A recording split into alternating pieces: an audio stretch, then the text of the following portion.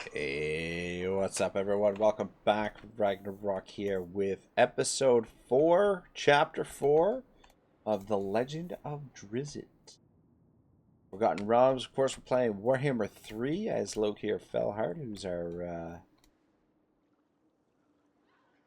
man standing in for DRIZZT, or is it truly DRIZZT behind the mask? Who knows? I mean, the Forgotten Realms, I would imagine, are much older than the Warhammer universe, although I guess probably me saying this would probably upset some Warhammer fanboys, but anyway, just having some fun. And we're going to continue the campaign. In terms of the novel, we've had a little bit of a twist in we had a little bit of a twist in chapter 3. Alton de Vere, who was the noble boy of House de Vere, the last surviving member of House de Vere now, was planned to be assassinated. The House Do'Urden, Denin, hired, or Denin was sent at the behest of Matron Mother Malice to recruit the Faceless One, a master at Sorcerer, the Academy of Wizards in Menzoberranzan, to assassinate Alton. And through happenstance, Alton managed to survive by virtue of massage. I meant to mention this previously, but I should have apologized right off the get-go for my terrible pronunciations and butchering of some of the names and words and whatnot in the novel. But anyway, it is what it is. What can you do? I apologize, but I'll try and get better. But anyway, what can you do? So, yeah, that's where we stand.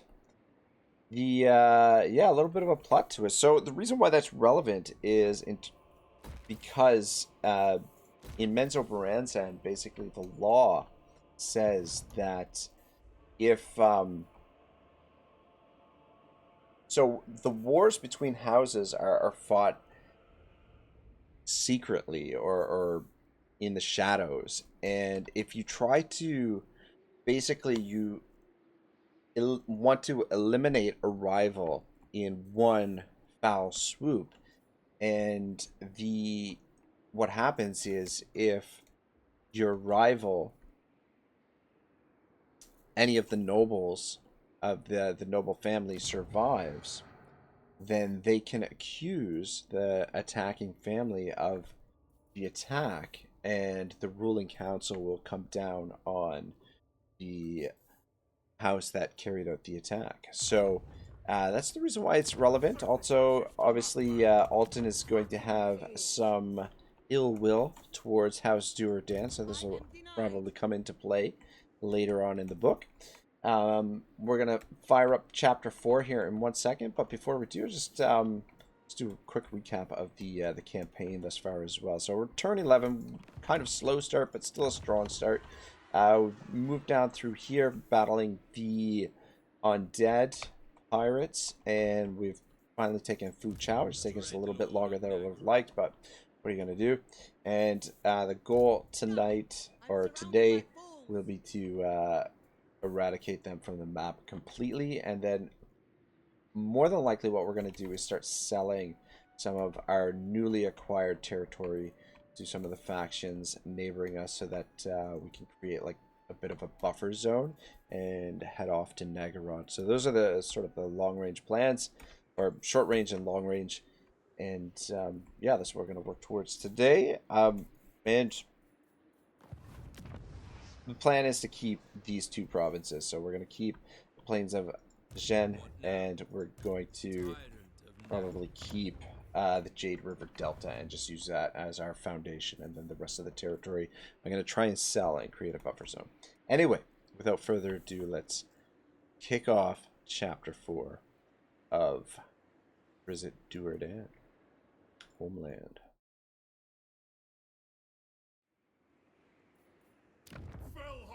ready. Ply the cruel seas. Such slaughter awaits. The Legend of DRIZZT. Book 1, Homeland, R.A. Salvatore, Chapter 4, The First House. Can't be done. 4 cycles of Narbondel. Black-hearted. 4 days later, glowing blue disk floated up to the mushroom-lined stone path to the spider-covered gate of House That is DO'URDEN. forbidden. Sentries watched it from the windows of the 2 outer towers and from the compound as it hovered patiently 3 feet off the ground. Word came to the ruling family only seconds later. What can it be? DRIZZT asked Zachaphine when she, the weapon master, Danin, and Maya assembled on the balcony of the upper level. A summons? Zach asked, as much as answered. We will not know until we investigate. Zach stepped up on the railing and out into the empty air, then levitated down to the compound floor. DRIZZT motioned to Maya, and the youngest DO'URDEN daughter followed Zach. Bears the standard of House Benair. Zach called up after he had moved closer. He and Maya opened the large gates, and the disc slipped in, showing no hostile movements. Benair, DRIZZT repeated over her shoulder, down the house's corridor to where Matron Malice and Risen waited. Seems that you are requested an audience, Matron Mother, Danin put in nervously. Malice moved out to the balcony, and her husband obediently followed. Did they know of our attack? DRIZZT asked in the silent code, and every member of the House DO'URDEN, noble and commoner alike, shared that unpleasant thought. House DeVere had been eliminated only a few days before, and a calling card from the first Matron Mother of Menzoberranzan could hardly be viewed as a coincidence. Every house knows, Malice replied aloud. Every house knows, Malice replied aloud, not believing the silence to be a necessary precaution within the boundaries of her own complex. Is the evidence against us so overwhelming that the ruling council will be forced to action? She stared hard at DRIZZT, her dark eyes alternating between the red glow of infravision and the deep green they showed in the aura of normal light. That is the question we must ask. Malice stepped up onto the balcony, but DRIZZT grabbed the back of her heavy robe to stay her. Do you mean to go with the thing? DRIZZT asked. Malice's answering look showed even more startlement. Of course, she replied. Matron Benair would not openly call upon me if she meant me harm. Even her power is not so great that she can ignore the tenets of the city. You are certain that you will be safe? Risen asked, truly concerned. If Malice was killed, DRIZZT would take over the house, and Risen doubted that the eldest daughter would want any male by her side.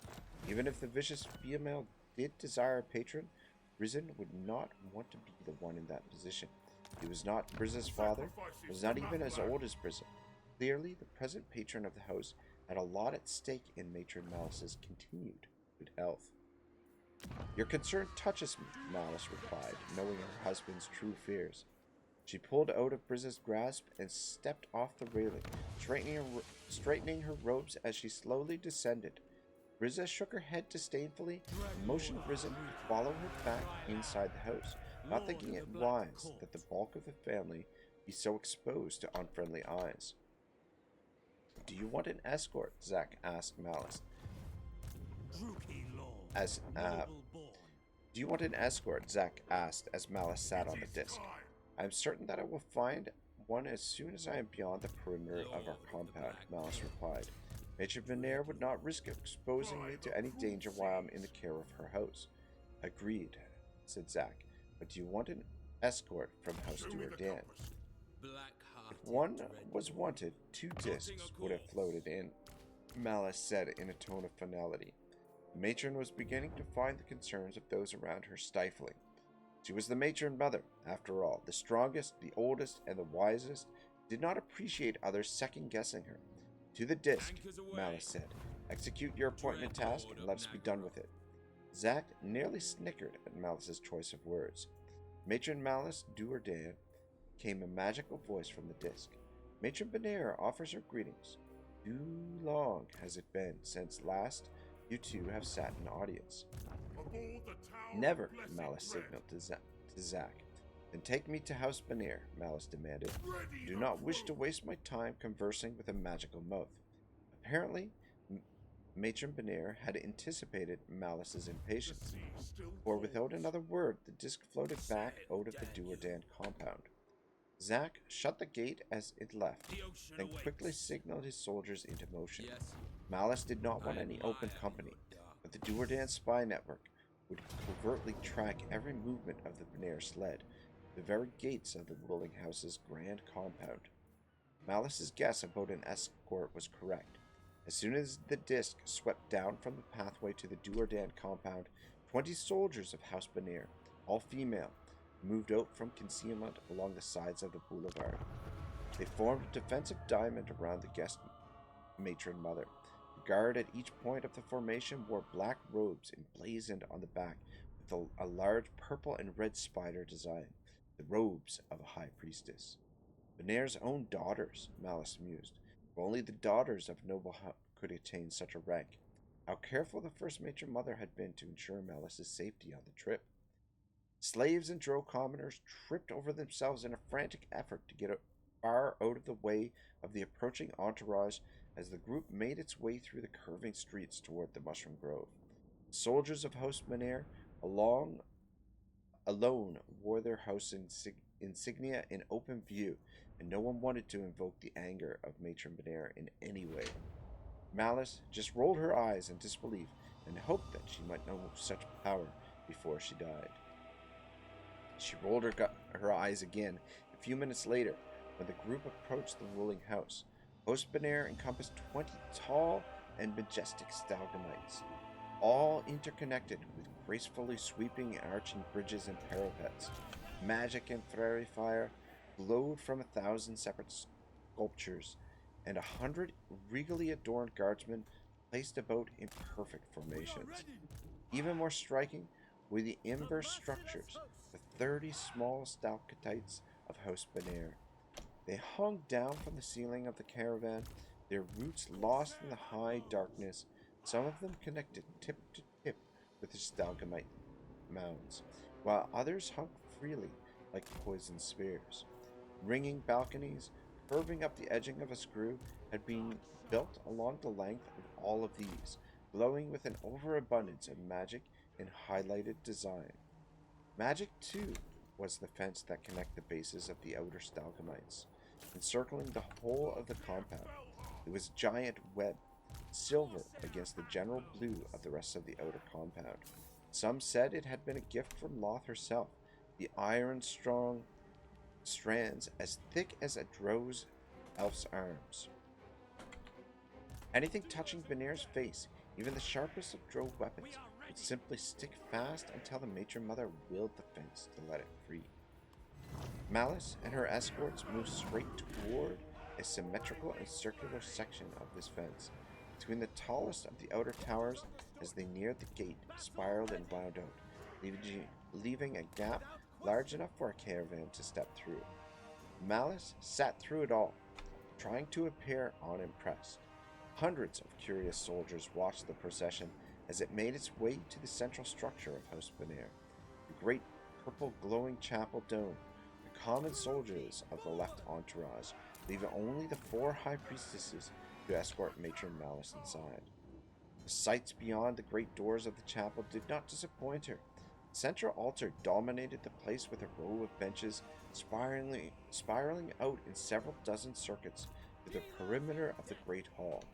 1,000 drow could sit there, with room to stretch. Statues of idols too numerous to count stood all about the place, glowing in a quiet black light. In the air above the altar loomed a gigantic glowing image, red and black illusion, that slowly continually shifted between the forms of a spider and a beautiful drow female. A work of Grump, my principal wizard, Matron Banir explained from her perch on the altar, guessing that Malice, like everyone else who ever came to Chapel Banir, was awestruck by the sight. Even wizards have their place. As long as they remember their place, Malice replied, slipping down from the now stationary disc. Agreed, said Matron Benair. Males can get so presumptuous at times, especially wizards. Still, I wish that I had Grump at my side more often these days. He has been appointed Archmage of Menzoberranzan, you know, and seems always at work on Narbondel or some other such tasks. Malice just nodded and held her tongue. Of course, she knew that Benair's son was the city's chief wizard. Everybody knew. Everybody knew, too, that Benair's daughter, Triel, was the matron mistress of the academy, a position of honor in Menzoberranzan, second only to the title of matron mother of an individual family. Malice had little doubt that Matron Benair would somehow work that fact into the conversation before too long. Before Malice took a step toward the stairs to the altar, her newest escort stepped out from the shadows. Malice scowled openly when she saw the thing, a creature known as an illithid, mind flayer. It stood about 6 feet tall, fully a foot taller than Malice, most of the difference being the result of the creature's enormous head. Glistening with slime, his head resembled an octopus with pupilless, milky, white eyes. Malice composed herself quickly. Mind flayers were not unknown in Menzoberranzan, and rumors said that one had befriended Matron Benair. These creatures, though more intelligent and more evil than even the Drow, almost always inspired shudders of revulsion. You may call him Mithil, Matron Benair explained. His true name is beyond my pronunciation. He is a friend. Before Malice could reply, Benair added, Of course, Mithil gives me the advantage in our discussion. We are not accustomed to illithids. Then, as Malice's mouth dropped open in disbelief, Matron Benair dismissed the illithid. You read my thought, Malice protested. Few could insinuate themselves through the mental barriers of a high priestess well enough to read her thoughts, and the practice was a crime of the highest order in Drow society. No, Matron Benair explained, immediately on the defensive. Your pardon, Matron Malice. Mithil reads thoughts, even the thoughts of a high priestess, as easily as you or I hear words. Communicates telepathically. On my word, I did not even realize that you had not yet spoken your thoughts.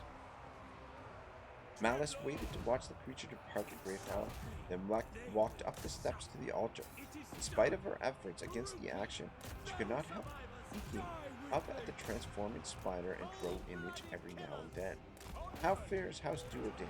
Matron Benair asked, feigning politeness. Well enough, replied Malice, more interested at that moment in studying her counterpart than in conversing. They were alone atop the altar, though no doubt a dozen or so clerics wandered through the shadows of the great hall, being watchful on the situation. Malice did all that she could handle in hiding her contempt for Matron Benair. Malice was old, nearly 500, but Matron Benair was ancient. Her eyes had seen the rise and fall of the millennium. By some accounts, though, Drow rarely lived past their 7th, and certainly not their 8th century. While Drow normally did not show their age, Malice was as beautiful and vibrant now as she had been on her 100th birthday. Matron Benair was withered and worn. The wrinkles surrounding her mouth resembled a spider's web, and she could hardly keep the heavy lids of her eyes from dropping altogether.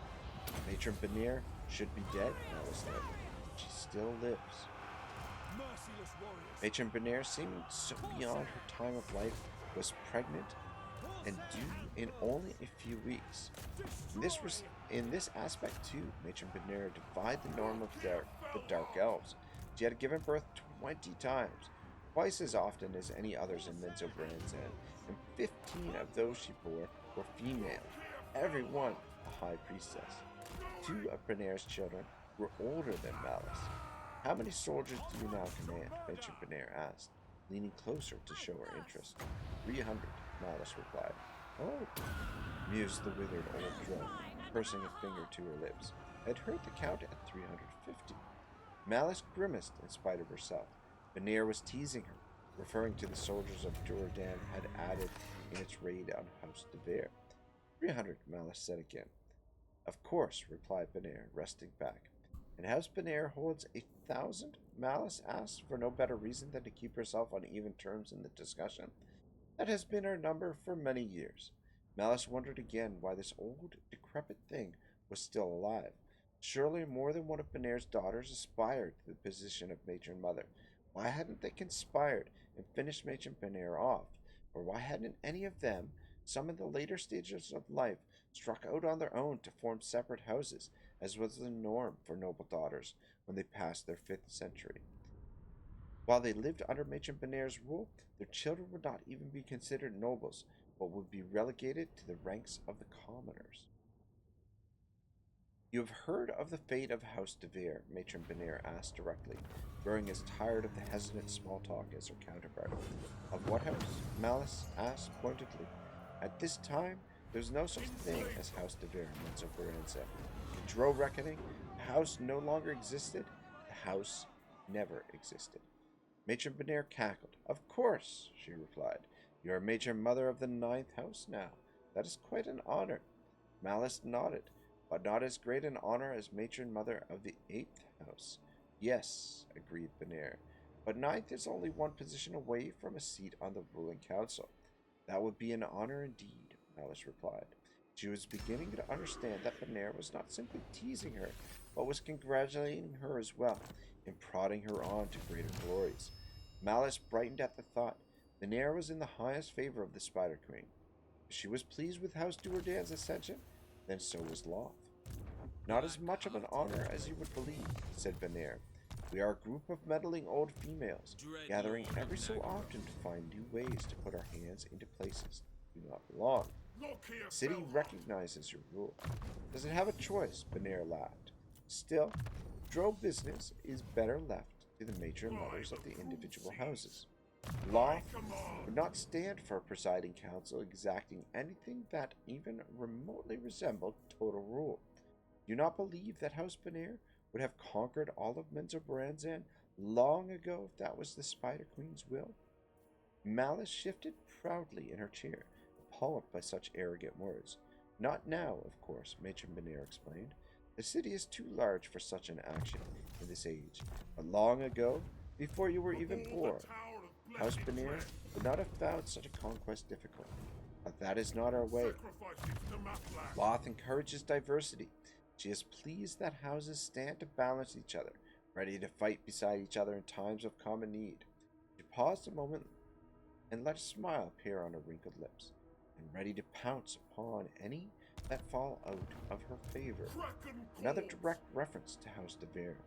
Malice noted, this time directly connected to the Spider Queen's pleasure.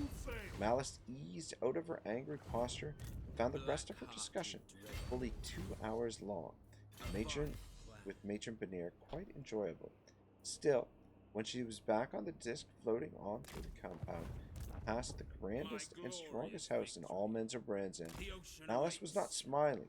In the face of such an open display of power, she could not forget that matron Benair's purpose in summoning her had been twofold: to privately and cryptically congratulate her on her perfect coup, and to vividly remind her not to get too ambitious. I admire your darkness, tyrant. Yes? All right, boys, that was the very quick chapter. We're in under 30 minutes. This is pretty wild. But we are going to get through the end turn here. Actually, let me turn off the screen there. So we just confederated with Claire Carrold. Very interesting turn of events. Okay, so we've built defenses here. Growth building. Yeah. Actually, this. I don't know. This seems kind of pricey for just 5 extra growth. But anyway. Okay. All right. Well, we got some stuff to get into over here. What's My only concern is stealing the blood he of does traitors. not You are in my way. like us one bit. I'm getting a little bit of the impression that maybe this confederation was a bad idea. But what we could do... Alright, yeah, you know what I'm gonna do? Is we're gonna disband you. Dread Lord of the Druki. My visions predict failure. Can I... Dread Lord of the Druki. Oh, did she just betray me because I tried to disband her? Alright, let's, yeah, that's what it... Certainly what it looks like happened, but anyway, see you later. Thanks for coming out. Oh wow, she survived. Look at that.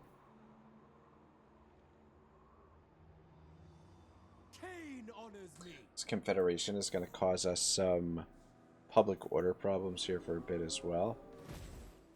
Black-hearted Dreadlord. But what I'm kind of thinking We will make them bleed. is what we can do is we'll sell this territory to Alithanar. See if we can get on good terms with him. See if this will change his attitude towards us. Dreadlord. And yeah, so his loyalty went down a little bit. It was higher, but I think every time you disband a lord, it affects their loyalty. I'm not sure exactly how it works, but anyway, let's talk to this It never bloke was here. or will be. Let's sell Blacklight Tower first. Actually, I wonder if... Wonder. Oof. Can't even get non-aggression. It's 50. Baseline evaluation -1. That's fucked up. Oh, gotcha. Alright, let's sell this initially. We'll take some coin, and then Yes. next turn we'll sell the other settlement, and just see if that affects things. He hates us. But yeah, if we don't share a border with him, then hopefully he won't declare war on us. But yeah, I don't want to get involved over here just yet until we're finished over here. And if we can kind of get on good terms with Alithanar, I feel like Alithanar would get along with DRIZZT DO'URDEN quite well. It's gonna be tricky. I think he's probably gonna hate us, but or well, he does hate us to start off. But what can you do? Imminent rebellion in Fu Chao. Well, Shizer. How does the public order? -11. Why don't we go with this? That'll prevent the rebellion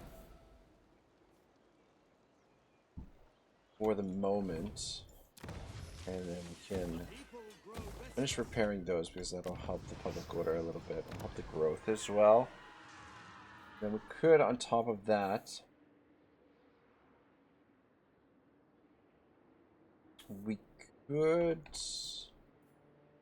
yeah, we've got a fair bit of volunteer laborers right now, so let's do these just to get the public order moving in the right direction. There we go. All right, giddy up, and then down here we'll finish them off next turn, and I think we're good. I don't think there's much else to do in the diplomacy here.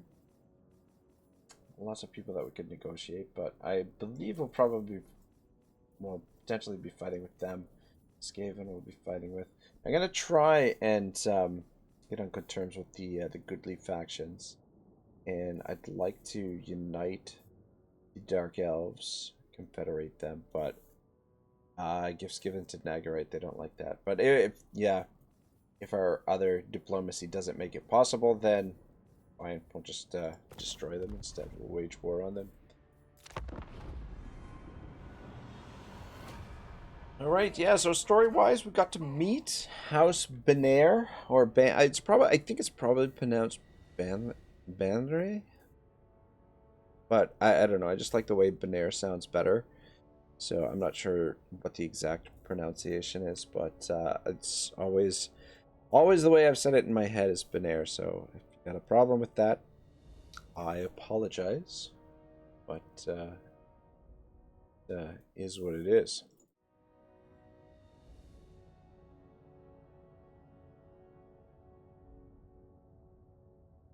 Yeah, I hope you guys are enjoying the story so far.